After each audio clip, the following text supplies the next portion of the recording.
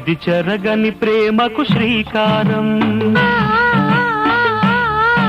ఇది మమతల మేడకు ప్రాకారం, పండిన కలలకు శ్రీరస్తు, పసుపు కుంకుమకు శుభమస్తు, కనివిని ఎరుగని అనురాగానికి కలకాలం వైభోగమస్తు, కలకాలం వైభోగమస్తు. ఇది చెరగని ప్రేమకు శ్రీకారం,